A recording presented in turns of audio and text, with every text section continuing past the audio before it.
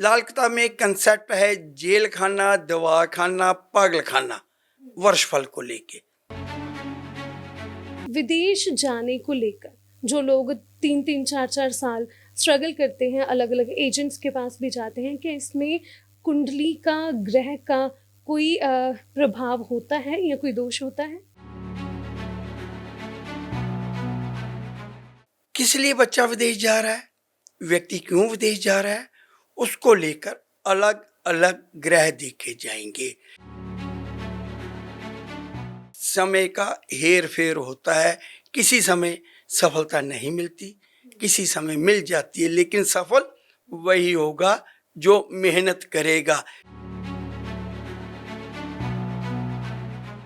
जिस वर्ष फल में राहु और बुध दोनों ग्रह खराब आ जाएंगे, हम कहते हैं जेल खाना, दवा खाना, पागल खाना नसीब में लिखा गया है। अच्छे लेवल पे उनके गुण भी मिल जाते हैं, पर बाद में शादी नहीं चल पाती और बाद में कई बार कोर्ट के चक्कर फिर भी लग जाते हैं, तलाक तक बात आ जाती है। तो क्या कारण होता है वो? सबसे बड़ा महत्व शादी के लिए उम्र का है, लाल किताब में दर्ज। फिर कुछ जगह पर किस तरह का लड़का या किस तरह की लड़की, जिसे जीवन साथी कहते हैं, कैसा होना चाहिए। जिस भी लड़के या लड़की का चंद्र खाना नंबर 1 अर्थात लगन में हो, 24वें साल में की गई शादी शादी नहीं रहेगी। लाल किताब के अलावा जो लोग धागे या ताबीज या कुछ यंत्र ले लेते हैं इन चीज़ों के समाधान के लिए, तो क्या वो फलदायी होते हैं? कभी कभी नमकीन भी खा लेना चाहिए। महीने में 30 के 30 दिन मीठा भी अच्छा नहीं होता। इसका सेवन करो, इसको पहन लो, इसको पर्स में रख लो। बर्बादी को खुद बुलाना। बुध 9 और 11 वाले को सलाह दे दो कि ऐसी जगह जाओ, वो उसको किसी दुश्मन की जरूरत नहीं है। मुझे जरूरत ही क्या है कि मैं कहूं कि ये व्यक्ति मेरे पास सलाह लेने आता है, बल्कि वो दूसरे को बताए कि अगर तू प्रॉब्लम है तो जा उसके पास जा। नमस्कार जी, मैं हूँ आपके साथ खुशबू। अगर हम बात करते हैं ज्योतिषी की या लाल किताब की, तो ये ऐसे नाम हैं जिन्हें सुनकर ही लोग डर जाते हैं कि लाल किताब का जो ज़िक्र है या उसमें जो बातें हैं, लोग बहुत सारे जो काफ़ी ज़्यादा दिक्कतों में होते हैं, परेशानियों में होते हैं, पर किसी ज्योतिषी के पास नहीं जा पाते कि हमें आगे क्या उपाय मिल जाएगा या वो हम कर पाएंगे या नहीं कर पाएंगे। बहुत सारे सवाल होते हैं, पर इन सवालों के जवाब के लिए आज हमारे साथ जो शख्सियत हैं, उनसे हम आपको रूबरू करवाएंगे कि आपको डरने की कोई ज़रूरत नहीं है। अगर आपको कोई दिक्कत है, परेशानी है या ग्रहों का कोई प्रभाव आपकी कुंडली पे हावी हो रहा है, तो आप इनसे संपर्क कर सकते हैं। सबसे पहले उनका स्वागत करते हैं जी। स्वागत है जगमोहन महाजन जी। जगमोहन महाजन जी जो 40 सालों से इस फील्ड में है, लाल किताब में खास करके उनको 40 सालों से महारत हासिल है। और जगमोहन महाजन जी की अगर बात करें तो इनके लाइफ के इतने सारे एक्सपीरियंस हैं, बहुत सारे केसेस ऐसे लोगों के इनके पास आ चुके हैं जिनके पास कई बार ऐसी सिचुएशन हो जाती है जिसमें आदमी को कोई दूसरा ऑप्शन ही समझ नहीं आता। कई बार ऐसे लगता है कि अब हमारे पास कोई रास्ता ही नहीं है, हम बहुत बुरे फंस चुके हैं।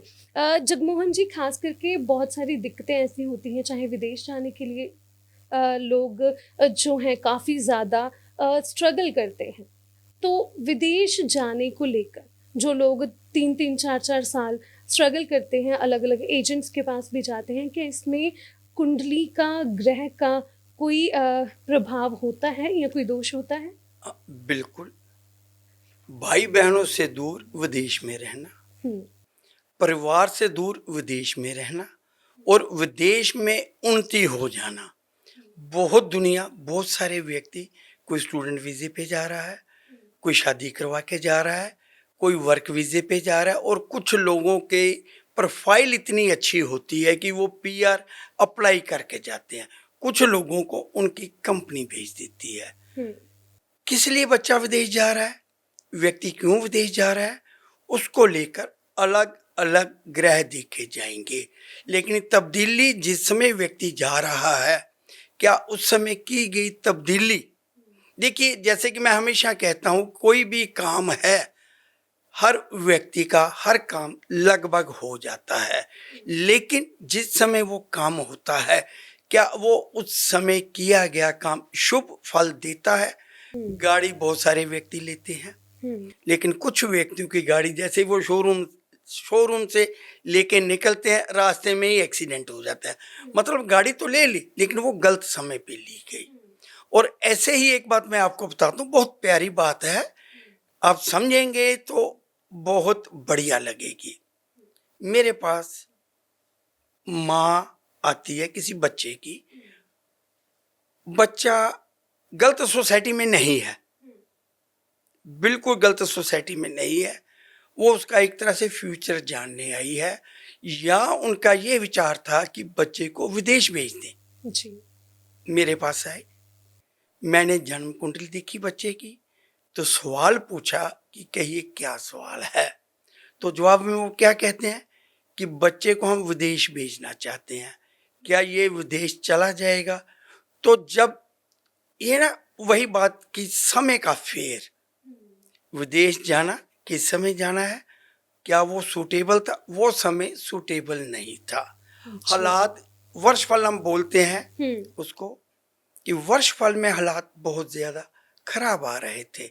मैंने कहा कि आप तो बात कर रही हैं विदेश की, ये बच्चा विदेश नहीं अंदर जा रहा है। लाल किताब में एक कंसेप्ट है, जेल खाना, दवा खाना, पागल खाना, वर्षफल को लेके, कि जब कोई साल, उम्र का साल, कैलेंडर ईयर नहीं है। जैसे किसी व्यक्ति का जन्म जून महीने का है, तो जून से लेकर जून तक जो उसकी पोजीशन है एज का, हम उसे वर्षफल कहते हैं कि साल के हालात क्या हैं। तो उस साल उस बच्चे के लिए जेल खाना, दवा खाना, पागल खाना। दवा खाना मतलब डॉक्टर के पास जाना, कोई एक्सीडेंट हो जाना। पागल खाना कोई मतलब मेडिकल सिचुएशन सामने आ जाने। पागल खाना मतलब डिप्रेशन टाइप। जेल खाना मतलब सरकारी कोई पंगा, कोर्ट कचहरी, पुलिस। तो मैंने कह दिया कि ये तो अंदर जा रहा है, कहते हमारा तो बच्चा ही ऐसा नहीं है। मैंने कहा जी जो ग्रह कह रहे हैं इस साल कि बच्चा विदेश नहीं जा रहा, विदेश जाने के योग नहीं बने हुए, लेकिन वो कहते कि हमारा तो एजेंट ही बहुत बढ़िया है। मैंने कहा चलिए कोई बात। वो मुझसे पूछ के दोपहर के समय गई, शाम को मेरे पास वापस आ गई, 2 बार फोन करके कि बैठे हुए हैं, मुझे जरूरी काम है। मैंने कहा जी कहिए क्या काम है। जब शाम को आए, कहते कि बच्चे को तो पुलिस ने पकड़ लिया है और आपने सुबह कहा ये बात अभी होगी। मैंने कहा क्या हो गया। कहते कि उसका कोई दोस्त नशा करता है, नशा बेचता है, उसको पकड़ा, साथ में ये था एक मोटरसाइकिल पे, दोनों को बिठा लिया। तो मैंने तुरंत उनको कहा कि ये छोटा सा काम कर लीजिए, ये तो मुश्किल है, मुश्किल से आप निकल जाएंगी। देखिए उन्होंने उपाय कर लिया उसी समय, मौके का ही उपाय दे दिया गया, मौके पर ही उपाय कर लिया गया। मोहल्ले का एमसी है, 2-4 और मोअज़्ज़ज़ हस्ती जो मोहल्ले की होती हैं वो थाने चली गई। उन्होंने बच्चे के बारे में उनको बताया कि हमारा बच्चा ऐसा नहीं है, ये उसका है। तो जो सिस्टम है, मैं ये नहीं कहना चाहता कि पुलिस ने रिश्वत ली या क्या हुआ, कुछ भी, जो भी बात समझिए, बच्चा घर आ गया, उन्होंने मेरा थैंक्स किया। लेकिन उसके बाद वीजा भी रिफ्यूज हो गया, वीजा रिफ्यूज हो गया क्योंकि ग्रह नहीं भेज रहे थे। फिर वो मेरे पास आते हैं, मैं कहता हूँ कि ये पीरियड अगला साल, हम जन्मदिन से लेकर जन्मदिन तक चलते हैं, अगले साल इसका वीजा अप्लाई करिएगा, वीजा लग जाएगा, बच्चा विदेश के लिए बना है। आज भी मेरे प्रोग्राम में ना जो टेलीविजन पे चलता है तो बहुत सारे यही सवाल आते हैं, तो मैं कहता हूँ उनको ये जा रहा है या ये विदेश के लिए बने या नहीं जा रहा है, कुछ रुकावटें हैं। तो छोटी मोटी रुकावट उनको दूर करवा दी गई, वीज़ा लग गया। आज वो बच्चा ऑस्ट्रेलिया में सेटल है, एक लोअर मिडिल क्लास का बच्चा आज ऑस्ट्रेलिया में काफ़ी उन्नति कर रहा है और उसकी माँ रेगुलर मेरे पास आती है। शायद मेरे 40 साल के तजर्बे में मैं उस माँ की तारीफ कर रहा हूँ कि वो जब भी आती है एक डिब्बा मिठाई का और साथ में कुछ रुपए लेके आती है और मेरे पास जितने व्यक्ति उस समय बैठे होते हैं ना, सबको कहती है कि हमारी ज़िंदगी बनाने वाले महाजन साहब हैं। तो मैं कहता हूँ कि महाजन साहब का नहीं है ये जलवा लाल किताब का है। आपके बच्चे ने मेहनत करी, विदेश जाना था, वो उस समय कुछ हालात खराब थे, वो सबको यही बात बताती है कि इन्होंने कहा था कि ये तो अंदर जा रहा है, दोपहर को बोला है, शाम तक ये बात हो भी गई थी। तो वो आज भी आते हैं। देखिए वो बच्चे मेहनत कर रहे हैं, तरक्की हो रही है, एक ही दिन में कुछ नहीं बनता। वो बच्चा मेहनत कर रहा है, ऑस्ट्रेलिया शादी भी हो गई है और जो मेरे पास आते उसका पोत्र यानी कि उसके बेटा भी हो गया। जब भी बच्चा आता है मुझे मिल के जाता है जी। मतलब जब हम किसी रास्ते चल रहे हैं तो सफलता मिल जाती है। हाँ, कुछ समय का हेर फेर होता है, किसी समय सफलता नहीं मिलती, किसी समय मिल जाती है, लेकिन सफल वही होगा जो मेहनत करेगा। ग्रह भी अपना अशुभ और अशुभता छोड़ देते हैं जब आप डेडिकेट होके कुछ करते हैं। महाजन जी, इसी बात से मेरा एक सवाल होगा कि जेल जाने के लिए कौन से ग्रह दशा जब किसी व्यक्ति की कुंडली में होती है तो कौन सी ग्रह दशा जेल के लिए कारक होती है? देखिए, एक तो जन्म कुंडली है, एक हमारे पास वर्षफल है लाल किताब में, सालाना हालात के लिए, साल के हालात के लिए। जेल जाने के लिए सबसे पहला ग्रह जो जेल के दर्शन कराता है वो है राहु। वजह कई तरह की हो सकती हैं। जिस वर्ष फल में राहु और बुध दोनों ग्रह खराब आ जाएंगे, हम कहते हैं जेल खाना, दवा खाना, पागल खाना नसीब में लिखा गया है। लेकिन कुछ जन्म कुंडलियां, बेसिक जन्म कुंडली जब बच्चा पैदा होता है जो जन्म कुंडली बनता है उसमें भी ये राहु और बुध खराब पोजीशन लिए होते हैं, तब यही योग जेल खाना, दवा खाना, पागल खाना परमानेंट नसीब में लिखा गया है। मैंने 8 साल के बच्चों को इंसुलिन लेते हुए देखा है, 8 साल के बच्चे को हार्ट का ऑपरेशन होते हुए देखा है। वजह यही बुध और राहु का खराब हो जाना। उम्र ज्यादा है, कोई दवाई लग जाती है, चाहे शुगर है, शुगर की दवाई ले रहा है, थायराइड की दवाई ले रहा है, मतलब उसका डॉक्टर के पास आना जाना लगा हुआ है। तो जब छोटी उम्र में इस तरह के बच्चों की जन्म कुंडली जिसमें बुध और राहु दोनों खराब होते हैं, तो मैं एक बात कहता हूँ कि बच्चे को LLB करवा दीजिए, बच्चे को मेडिकल करवा दीजिए। वजह LLB करेगा तो क्या करेगा बच्चा? खुद को बचा सकता है ना, कोर्ट कचहरी जाएगा, अपनी प्रैक्टिस करेगा, जज बन जाएगा। मतलब हम अपने केस के लिए नहीं जा रहे, अपने काम के लिए जा रहे हैं। वो पॉजिटिव प्रभाव हो जाएगा। हम बुराई में से अच्छाई कैसे निकालें? नकारात्मक पहलू तो है, हमने उसको सकारात्मक कैसे बनाना है, नेगेटिव को पॉजिटिव कैसे बनाना है। पुलिस में भर्ती हो जाए, वहां जाके कौन खुश है? मतलब जब बुध और राहु खराब हैं जन्म थोड़ी से सी, हाँ जन्म कुंडली में, तब मैं कहता हूँ ये वकील बना दो, जज बना दो, पुलिस में भर्ती करवा दो। ऐसी जगह जहां जाके आम व्यक्ति खुश नहीं होता। आम व्यक्ति क्यों जाएगा थाने में, क्यों जाएगा कोर्ट कचहरी में, क्यों जाना चाहेगा हॉस्पिटल में, क्यों जाना चाहे डॉक्टरों के पास? लेकिन जिसका ये पेशा है, ऑक्यूपेशन है, जिसका कैरियर इसी पे टिका हुआ है, वो तो जाएगा ना। डॉक्टर तो अपने दवा खाने जाएगा, हॉस्पिटल जाएगा अगर ड्यूटी है, तो वकील अपने चैम्बर में जाएगा, जज है तो ड्यूटी के लिए जाएगा। मतलब नसीब में लिखी हुई है। और उसी को ही पॉजिटिव तरीके से उनकी लाइफ छोटी उम्र से ही हमने उसको कर दिया कि ये उसी ट्रैक पे उसको ट्रैक चला पे आ जाए। ग्रहों की डिमांड भी पूरी होगी और हम उन्नति के रास्ते पे भी चलने लग गए। बिल्कुल, बहुत अच्छी बात है कि जिस बच्चे की ज़िंदगी में कुंडली जन्म से ही जो चीज़ लिखी थी उसको इस तरीके से हमने इस ट्रैक पे लेकर सकारात्मक बिल्कुल तरीका देना, पॉजिटिव पॉजिटिव तरीका देना, सकारात्मक तो कई बोल नहीं पाएंगे, कुछ समझ नहीं पाएंगे, पॉजिटिव बोल दे तो पॉजिटिव तरीके से उसको उस ट्रैक पे ले आना कि उसकी ज़िंदगी भी संवर जाए और परिवार पे या उस बच्चे पे कोई पढ़ाई तो बच्चा ही करेगा ना, मेहनत तो बच्चा ही करेगा। कुछ बच्चे पढ़ते भी नहीं है, वो फिर डिप्रेशन में चले जाएंगे। और ये बच्चे, जब मैंने कह दिया LLB कर लो, तो उसके दिमाग में आ जाएगा मैं जज बनना है, लेकिन वो जज हर व्यक्ति तो नहीं बन सकता, मानता हूँ। वो डिप्रेशन में ना जाए फिर, नहीं तो वो पागल खाना नसीब में आ जाएगा। फिर ऐसे बच्चों का तो प्रैक्टिस कर लो भाई, प्रैक्टिस तो करो, कोर्ट कचहरी तो जाओ, ताकि हम जेल वाला जो पोर्शन है या कोर्ट कचहरी वाला पोर्शन है वो तो कवर हो जाए, दवा खाने वाला तो ना करो आप। बहुत अच्छी बात है कि मतलब किसी की ज़िंदगी संवर जाएगी जी। और महाजन जी, बहुत सारे लोग इन चीज़ों से डरते हैं और बहुत सारे लोगों के नसीब में ये चीज़ें आ जाती हैं, पर कई बार ऐसा होता है कि जब व्यक्ति की शादी होती है, शादी में कई लोग कुंडलियाँ मिलवाते हैं, बड़े बड़े जो विद्वान बैठे हैं, पंडित बैठे हैं, उनसे जाके संपर्क करते हैं, लड़का लड़की की कुंडली मिलाई जाती है, जो उनके गुण हैं, हम 36 गुण कहते हैं, उसमें बहुत अच्छे लेवल पे उनके गुण भी मिल जाते हैं, पर बाद में शादी नहीं चल पाती और बाद में कई बार कोर्ट के चक्कर फिर भी लग जाते हैं, तलाक तक बात आ जाती है। तो क्या कारण होता है वो? गुण मिलान के बाद भी शादी का सफल ना होना।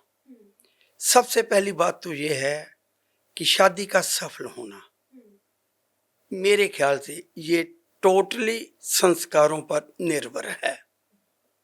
गुण मिलान तो मिला लिए, संस्कार परिवारों के कैसे हैं ये एक अलग चैप्टर हो जाएगा, लेकिन गुण मिलान के बाद भी लाल किताब कुछ सावधानियां शादी को लेके बहुत ही सही तरीके से एक्सप्लेन करती है जी। उसके लिए उम्र का महत्व है, सबसे बड़ा महत्व शादी के लिए उम्र का है, लाल किताब में दर्ज। जी। फिर कुछ जगह पर किस तरह का लड़का या किस तरह की लड़की, जिसे जीवन साथी कहते हैं, कैसा होना चाहिए। फिर आता है कुछ उपाय, जिस दिन शादी है या शादी से पहले क्या किया जाए कि ये शादी कामयाब हो। जैसे कि हम देखिए, जब कोई व्यक्ति गाड़ी लेके आता है ना, तो कुछ पूजा पाठ करवाता है। कुछ लोग गाड़ी लेने के लिए निकलते हैं तो घर से कुछ ना कुछ शगुन करके जाते हैं। ऐसे ही लाल किताब में शादी से पहले की जाने वाली सावधानियों का जिक्र है, शादी के समय की जाने वाले उपाय, किए जाने वाले उपायों का जिक्र है, परहेज, एक चैप्टर है खबरदारी, या कन्या की खोज के लिए जब वर कर देख रहे हैं हम, तो कैसा वर या कैसी दुल्हन, एक तरह का चैप्टर है किस तरह का हो। तो उसमें देखिए, इस विषय पर भी ना मेरे बहुत एक्सपीरियंस है जी, बहुत एक्सपीरियंस है कि बहुत ही अच्छी फैमिली है, रिच फैमिली है, एक नामवर परिवार का लड़का है, नामवर परिवार की ही लड़की है। जितना बड़ा व्यक्ति होता है ना फाइनेंशियल, जितनी बड़ी सेलिब्रिटी है, वो उतना ही ज्यादा वहमों में भरा हुआ है। ये तो चीजें देखी भी गई हैं। वजह ये होती है कि वो इनसिक्योर है, वो अपनी पोजीशन बरकरार रखने के लिए उसको भी डर है कि मैं गिर ना जाऊं। हम आम व्यक्ति कह देगा कि हम ये बातें नहीं मानते, वहम है, ये है, वो है, लेकिन जितने जितने बड़े लोग हैं ना, इनकी उंगलियां देख लीजिए, कई तरह के रत्न पहने होंगे। हाँ, मेरे पास भी सेलिब्रिटीज आती हैं, लेकिन उनकी प्राइवेसी बरकरार रखने के लिए मैं उनके साथ फोटो खिंचवा के अपने सोशल मीडिया पे नहीं डालता। प्राइवेसी है। आप एक नॉर्मल ज्योतिषी, नॉर्मल व्यक्ति की प्रोफाइल देखेंगे ना, तो आपको वहां पर कई सेलिब्रिटी की फोटो मिलेंगी। तो सेलिब्रिटी की मैं सोचता हूँ प्राइवेसी रह ही नहीं गई कि ये व्यक्ति इस ज्योतिषी से सलाह लेता है। मुझे जरूरत ही क्या है कि मैं कहूँ कि ये व्यक्ति मेरे पास सलाह लेने आता है, बल्कि वो दूसरे को बताए कि अगर तू प्रॉब्लम है तो जा उसके पास जा। तो काम करने का मजे है। हाँ, बात चल रही थी शादी की। गुण मिलान देखकर अच्छे परिवार ने अपने ही अच्छे परिवार में रिश्ता जोड़ दिया गया। कोई लव मैरिज नहीं है, क्योंकि लाल किताब किसी खास ग्रहों को लेकर लव मैरिज के लिए भी मना करती है। यहाँ बात हो रही है गुण मिलान के बाद भी शादी का नाकामयाब होना। चंद्र जब लगन में हो, हम लाल किताब वाले उसे खाना नंबर 1 कहते हैं। जिस भी लड़के या लड़की का चंद्र खाना नंबर 1 अर्थात लगन में हो, 24वें साल में की गई शादी नहीं रहेगी। और ये वैदिक ज्योतिष वाले नहीं जानते, पुरातन ज्योतिष वाले नहीं जानते। वो गुण मिलान करते हैं, शादी कर देते हैं। शुक्र जब लगन में हो, खाना नंबर 1 में हो, तो 25वें साल में की गई शादी नहीं चलती। शुक्र और राहु, शुक्र जीवन साथी है हमारा, राहु उसका दुश्मन है। 2 ग्रह हैं, शुक्र और राहु आपस में दुश्मन है। लाल किताब में इनको भी एक उम्र दी गई है। जब जन्म कुंडली के ग्रह देखते हैं, जिन भी व्यक्तियों के बच्चों के शुक्र और राहु जन्म कुंडली में एक ही भाव में, किसी भी भाव में बैठे हों, उसके लिए है कि शुक्र की उम्र 25 साल है, 25वें साल में की गई शादी। राहु की 21, 42 है, उसका आध 21।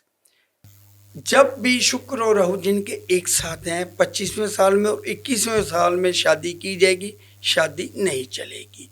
मतलब बहुत सारी सावधानियां हैं। ज्यादातर हिंदू परिवार वाले रात को शादी करते हैं।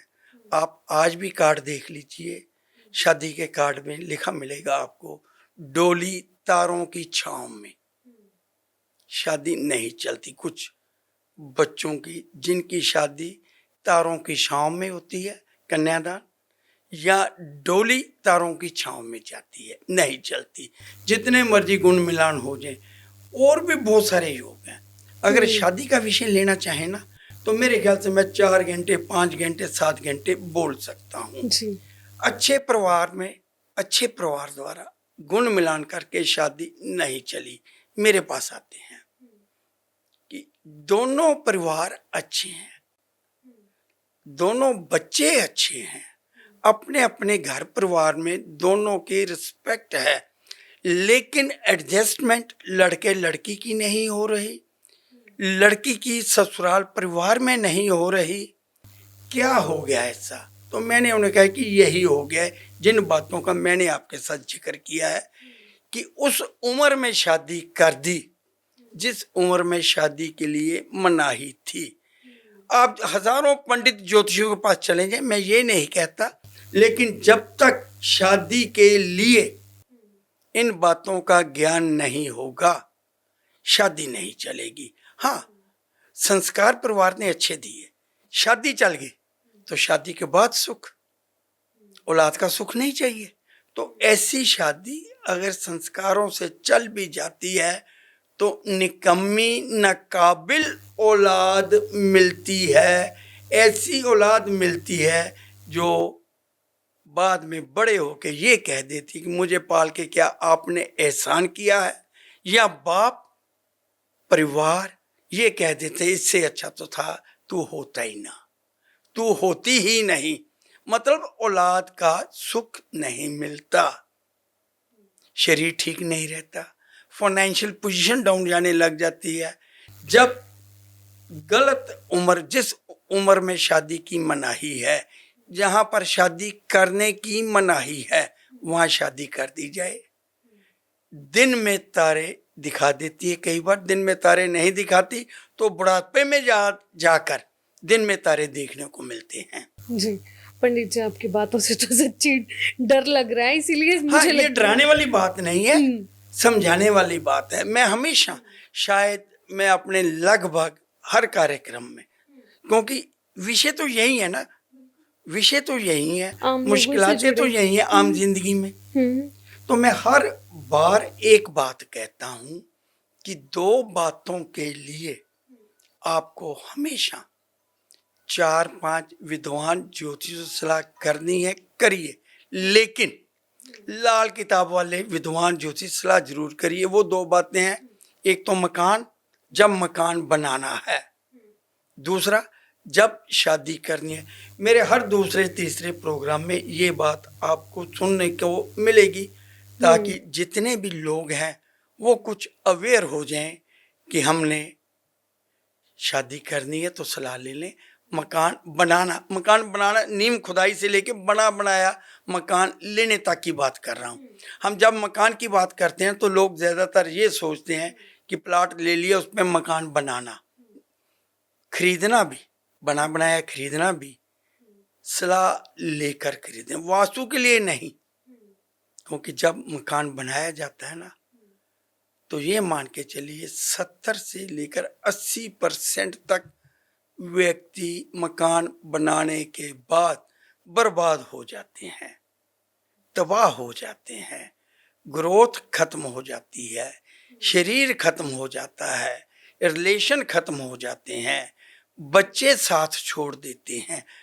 पंडित मतलब जी किस जगह प्रॉब्लम आनी है वो कुंडली देख के निर्धारित किया जाता है कि इसको शरीर की प्रॉब्लम आएगी, बिजनेस की आएगी, रिलेशन की आएगी, औलाद की आएगी। जी। पर अगर ये सारी दिक्कतें आती हैं मकान खरीदने या ज़मीन खरीदने पे, तो हर किसी के साथ ही होता है ऐसा, या कुछ हाँ, केसेस मैंने अलग 80% से हैं? निकाली हुई है वैल्यू। 80%। 20% कहते हैं कि जब से मैंने मकान बनाया है, दिन दुगनी रात चौगनी तरक्की कर रहा हूँ। पौ 12, पंजाबी का मतलब पौ 12 है कि जहाँ भी मैं पाँव रखता हूँ वहाँ जीत मिलती है। ये 20% व्यक्ति हैं। तो जब कुंडली मिलानी है ना, तो उसी विषय पे आ जाता हूँ, फिर पिछले विषय पे, जी। शादी का विषय। हम्म, मान लीजिए आपका बेटा है, उसकी कुंडली में योग ही नहीं है कि वो मकान बनाए, मकान बनाने के बाद मुसीबतों का सामना करना पड़ता है। तो हम पत्नी को ना इस तरह की चुन लें जिसके लिए ये हो कि वो जब चाहे मकान बना ले, 20% वाली, कि ये 20% आ गई तो उनती होगी ना। तो यही बातें गुण मिलान में लाल किताब वाले देखते हैं कि जो चीज एक के पास नहीं है वो चीज दूसरे के पास हो, तब वो हमारा हो जाए। बिल्कुल। मकान तो बनाना है ना। मैं एक बात कहता हूं कि जब भी व्यक्ति के पास पैसा आता है तो दो चीजों से दिखाई देती हैं, एक तो मकान, दूसरा सुनार, कि ज्यादा से ज्यादा सोना ले लूं, पत्नी को टिप टाप रख लूं, या मकान ले लूं। तो मकान टोटली बर्बाद कर देता है।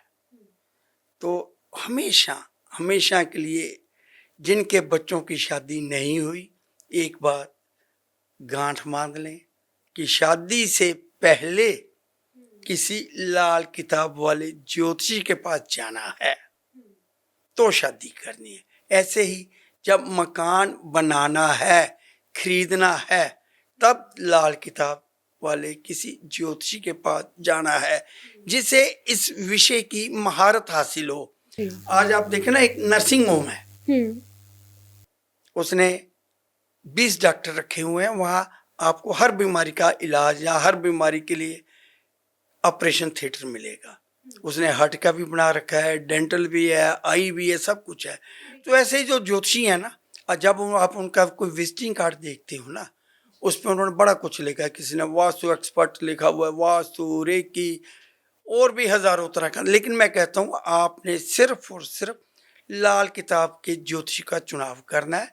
लाल किताब के आधार पर ये जानना है क्या मुझे मकान बनाने की इजाजत है, क्या मैं मकान बना लूं, क्या मुझे इस उम्र में शादी करनी है, क्या मेरी लव मैरिज चलेगी, या क्या हमारे बच्चों की लव मैरिज चलेगी, क्या इस बच्चे को लव मैरिज अलाउ है?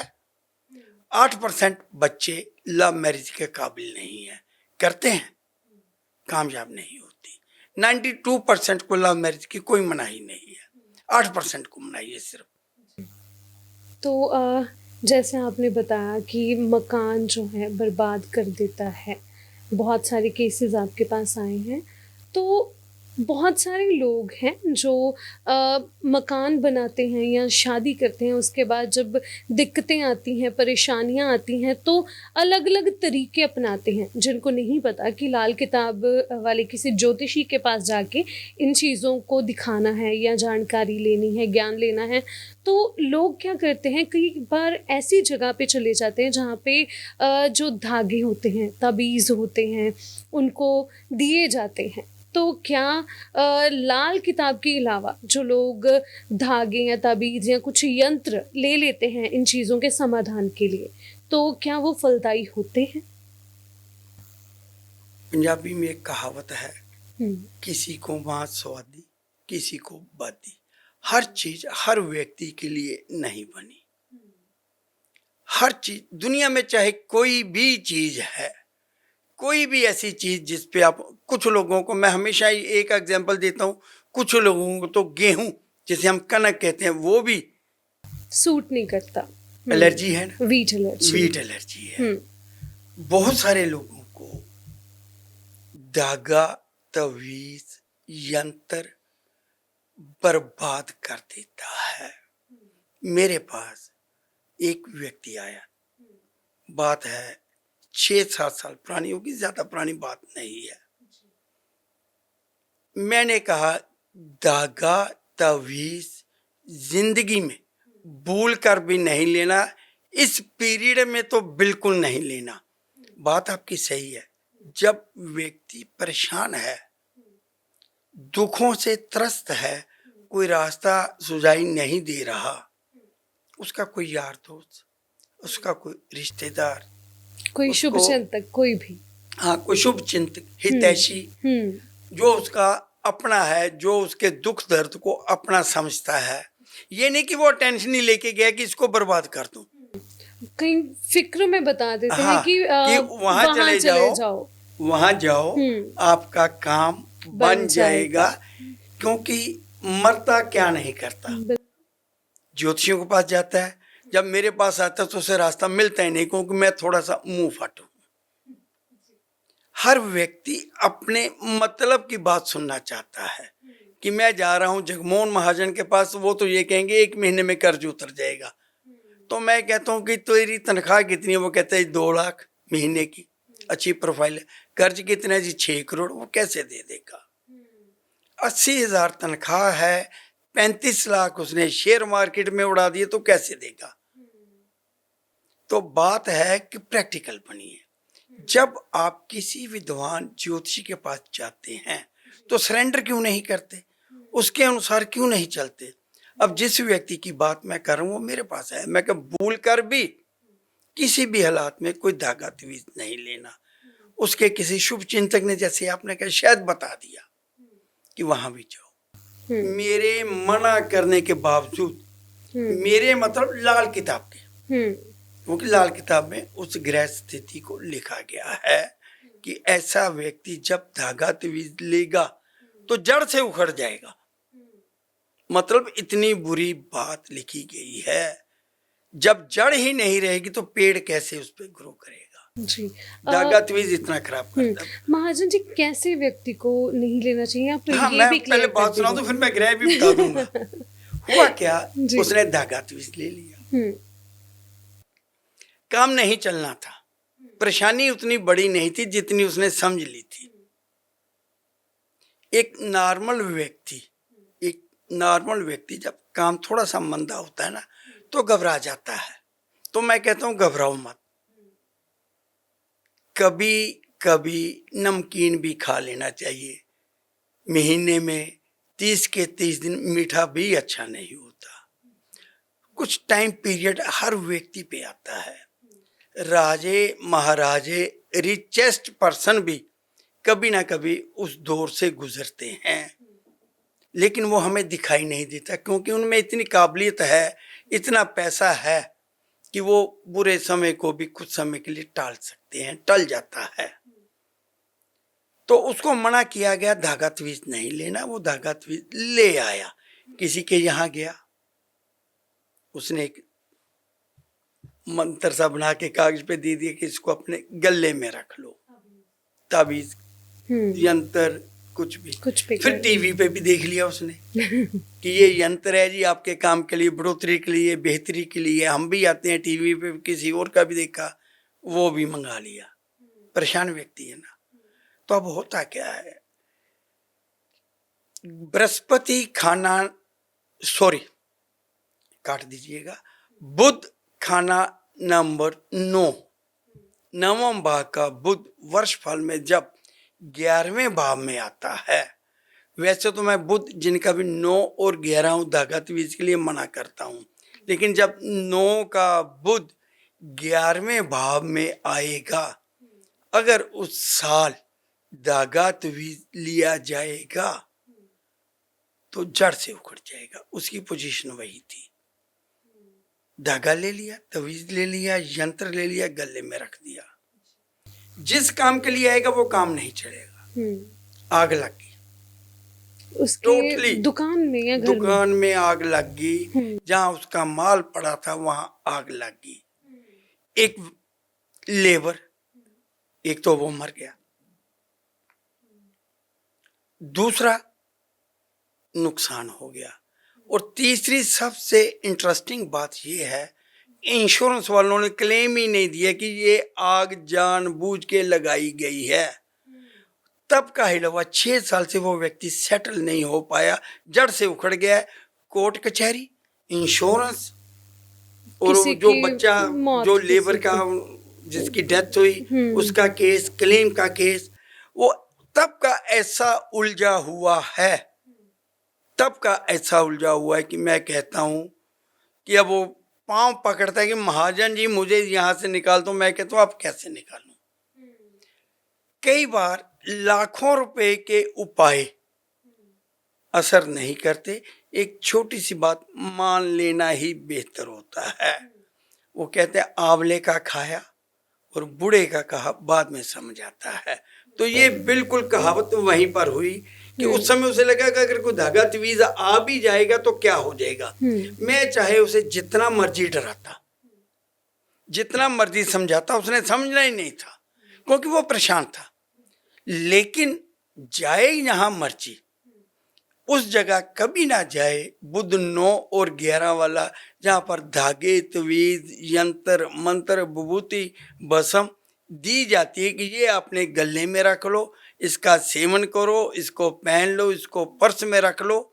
बर्बादी को खुद बुलाना, बुध 9 और 11 वाले को सलाह दे दो कि ऐसी जगह जाओ।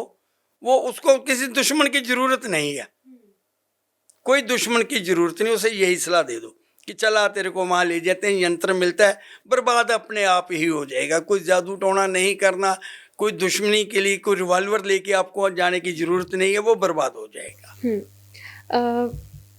जो महाजन जी आपने बात बोली, बहुत सारी चीज़ें दिमाग में आती हैं। कई बार ऐसी चीज़ें हो जाती हैं, काम में, कारोबार में नुकसान हो जाता है, बंदे के दिमाग में नहीं होता ये कि हम पहले लाल किताब के जो माहिर हैं उन ज्योतिषी से मिलिए।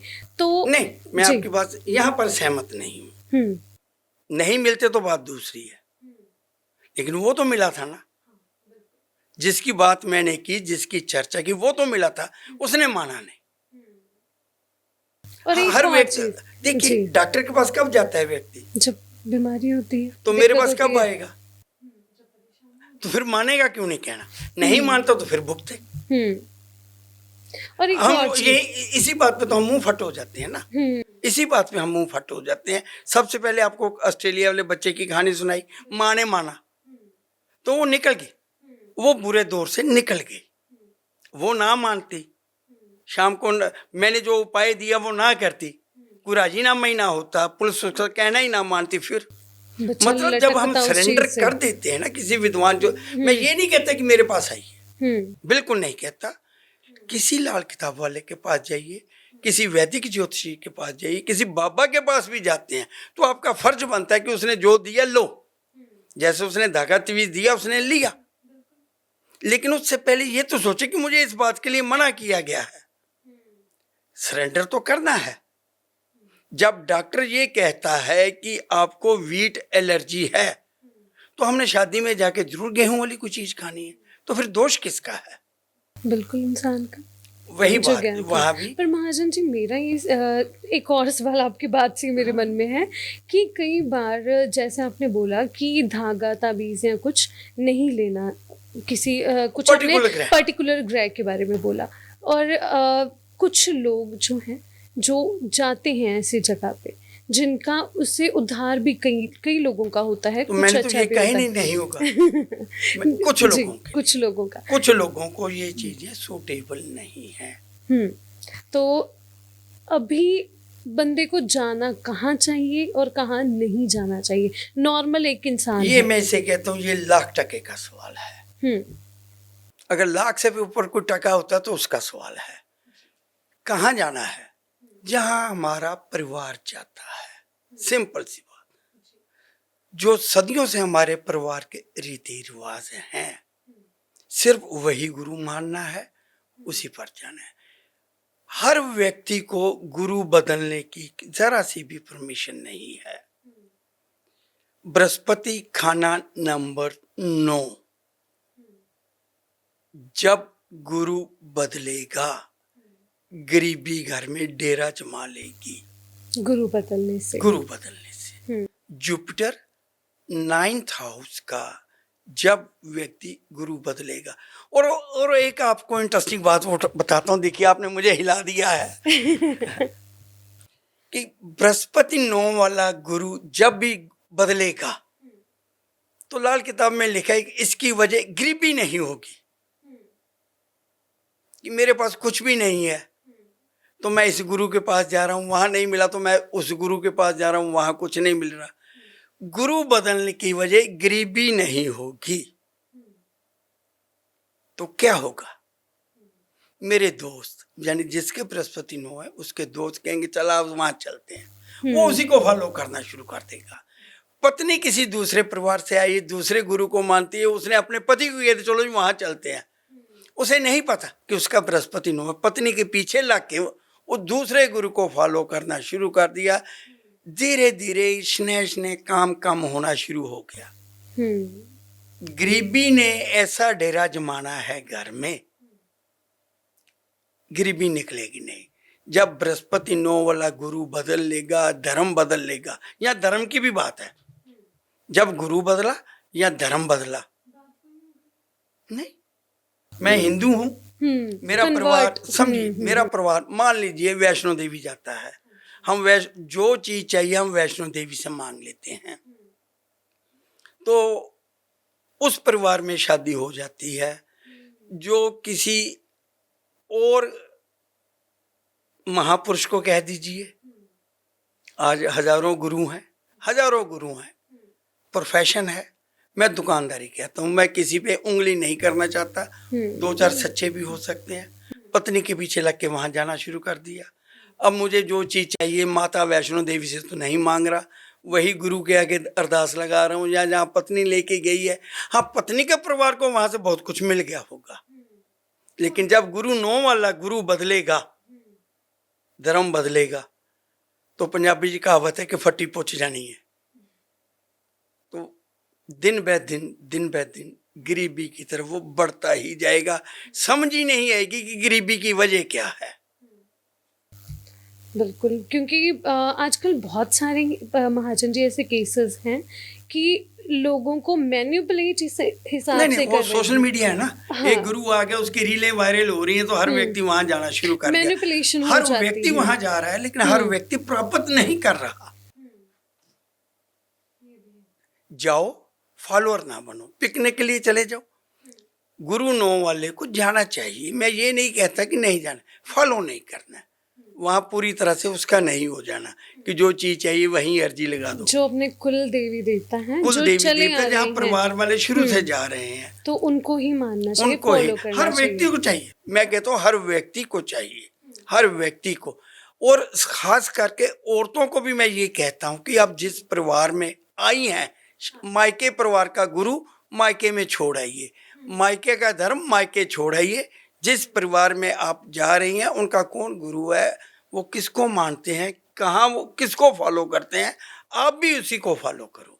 एक ही घर में आपको दो तरह के गुरु मिलेंगे, पत्नी ने किसी और से नाम ले लिया है और पति ने किसी और को ले लिया, किसी और को फॉलो करता है, तो तरक्की नहीं होती है। जी। जो आपने बातें बताई, मतलब मैं श्योर हूँ कि बहुत सारे लोगों को समाधान मिल सकता है इन चीज़ों से, क्योंकि आजकल बहुत सारे केसेस हैं, एक घर में अलग अलग गुरु को माना जा रहा है, पूजा जा रहा है। और महाजन जी, आपने जो पिछला केस बताया था उससे एक बात मेरे दिमाग में आ रही है कि जो व्यक्ति ने आपकी बात नहीं मानी, उसने किसी बाबा से या किसी कहीं जाके कोई ताबीज़ ले लिया, यंत्र ले लिया और उसके बाद टीवी से देखकर एक और मंगवा लिया। तो जो अलग-अलग जगहों से उसने यंत्र मंगवाए थे, वो दोनों उसने एक साथ एक दुकान में रखे। क्या ऐसे देखिए, ये तो नुकसान मुझे नहीं करते हैं पता उसने चीज़ें? मंगवाए, एक ही गले में रखे, एक ही हुँ। जगह पर रखे। लेकिन ये कहा जाता है कि बुध 9 का जब 11 में आएगा, किसी भी तरह का धागा तवीज लेना तुझे तेरी जड़ से उखाड़ देगा। वो घर में रखता है, अपने पर्स में रखता है, दुकान के गले में रखता है। और बता दूं आपको, ऐसा व्यक्ति लेता भी नहीं है। कई बार बाजार में दुकान है, कोई साधु संत फकीर जा रहा है, वही दे देता है कि इसको अपने गले में रख ले। क्योंकि हम लोग जहाँ जिस एरिया में रहते हैं अक्सर देखते हैं कि ये घूम रहे हैं, साधु संतों का टोला घूम रहा है, उसकी दुकान पे गया कि ये अपने गले में रख ले, रखते हैं लोग, सारे लोग बहुत सारे। अपने अच्छे के लिए रखते हैं, हाँ, उनको नहीं उन्हें पता कि ही पीछे नहीं है क्या ना, प्रभाव पड़ सकता पता है। ही नहीं है। लेकिन मैंने जो ग्रह बोले, अगर वो देख लें कि बुध 9 में या बुध 11 में ले ही ना, किस साल आएगा किस साल आएगा, ये चीज देखनी ही क्यों है? मतलब हमने अपनी खराबी बुलानी ही क्यों है? बुध खाना नंबर 9 और 11 में जब भी हो तो ना ले, क्या है, वर्षफल को छोड़ दीजिए, वैसे ही जनरल रूटीन में अपनी जन्म कुंडली चेक करें, ना ले। लेकिन लाल किताब में मनाही की गई है बुध 9 का जब 11 में आएगा तब जड़ों से उखड़ेगा। और उस व्यक्ति का जिसका केस मैंने बताया, वही पोजीशन थी, वही सिचुएशन थी। अ, महाजन जी, बहुत सारे लोग हैं जिनको जो अलग-अलग जगह पर जाते हैं, बहुत सारे ज्योतिषी कह लीजिए, वो अक्सर ही एक बात से सबको डरा देते हैं, जो सुनने में चीज़ें हैं कि राहु का बुरा प्रभाव है आप पे, शनि का बुरा प्रभाव है आप पे, तो लोग डर जाते हैं। बहुत सारे लोग कई बार कुछ ऐसा कर जाते हैं जो उनको नहीं करना चाहिए, क्योंकि अब मैं मुझे जो लगता है टोक हर रहा हूँ उपाय आपकी बात, बीच में टोक रहा हूँ। जी। सभी ग्रह अच्छे हैं, सभी ग्रह बुरे कब होंगे? बृहस्पति 9 बुरा कब होगा? जब वो गुरु बदल लेगा। मतलब हम इनको उकसा देते हैं। ऐसे जब हम शनि, राहु, बुध, केतु, मंगल, किसी को भी उकसा सकते हैं। हर ग्रह अच्छा है, हर ग्रह बुरा है। लाल किताब में हर ग्रह की 2 कंडीशन लिखी गई हैं, अच्छी और बुरी, नेक और मंदी हालत, कि ये नेक कब होगा, मंदा कब होगा। तो यही लाल किताब की खूबसूरती है कि जो भी ग्रह है उसको नेक कैसे रखना है। मंदा, जिससे वो मंदा हो तो वो ना करो। जैसे मैंने कहा, चंद्र खाना नंबर जिसका भी 1 में हो, लगन में हो, 24वें साल में शादी ना करो। शुक्र लगन में तो 25 से ना करो, क्या जाएगा। तो मतलब हम उकसा रहे हैं ग्रहों को, आ बैल मुझे मार। कोई ग्रह बुरा नहीं है, इस वहम से निकल जाइए कि ये ग्रह बुरा है, ये सबसे बड़ा वहम है। ये ग्रह अच्छा है, इस वहम से भी निकल जाइए। मतलब आप उकसाते हैं, 9 ग्रह हैं, माला है, एक माला का, एक मन का एक मोती खराब हो जाए तो माला सारी गई। तो एक ही ग्रह कई बार ऐसे ऐसे रंग दिखा देता है कि व्यक्ति बर्बाद हो जाता है। व्यक्ति फर्श से अर्श तक पहुंच जाता है किसी एक ग्रह की बदौलत, एक ग्रह की बदौलत। जी। एक ग्रह की बदौलत ही नीचे चले जाता है। मतलब जब जो सावधानियां, जो परहेज है ना, वो अगर आप अपनाते हैं, साथ में ग्रहों को शुभ रखने के लिए जो उपाय लाल किताब में दर्ज हैं, वो करते रहेंगे तो जीवन जीने का मजा आपको ही आएगा। जी। महाजन जी, जितनी बातें आपने बताई कि लाल किताब के जो हैं उपाय हैं, या लाल किताब में जिन चीज़ों की मनाही है, जो चीज़ें किस समय पे करनी चाहिए, अगर उनको फॉलो करते हैं तो आम लोग, हर कोई फॉलो करता है, जो तो उनकी ज़िंदगी में एक अलग ही तब्दीली आ जाती है, बिल्कुल बहुत आएगी, पॉजिटिव। 100% आएगी। तो बहुत पॉजिटिव मुझे लगा आज का ये पॉडकास्ट। तो जो हमारे दर्शक ये सब देख रहे हैं, जो लाइफ एक्सपीरियंस जगमोहन महाजन जी ने आपके सामने रखे, और जैसे जैसे बताया कि कौन सा ग्रह कैसे कैसे कौन से घर में होता है, कौन से खाने में होता है, तो क्या फल आते हैं, और लाल किताब कैसे कैसे आपकी मदद करती है, हेल्प करती है। तो उम्मीद करती हूँ कि आपके भी बहुत सारे जो डाउट्स होंगे लाल किताब को लेके, या जो क्वेश्चंस होंगे, वो कहीं ना कहीं आपको उनके जवाब मिले होंगे। और अगर आपको इन चीज़ों के बारे में कुछ जानना है, लाल किताब के बारे में कुछ जानना है, और अगर आप इन चीज़ों से जूझ रहे हो, तो आप भी संपर्क कर सकते हो जगमोहन महाजन जी से।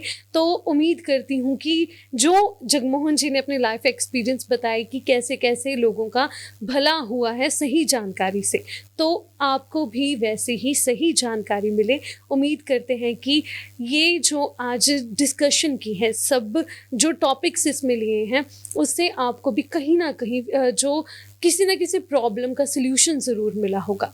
तो अ, अगली बार जगमोहन जी हम ऐसे ही कुछ नए टॉपिक्स लेके आएंगे, स्पेशली जो अभी सीज़न चल रहा है, जो शादियों का सीज़न है।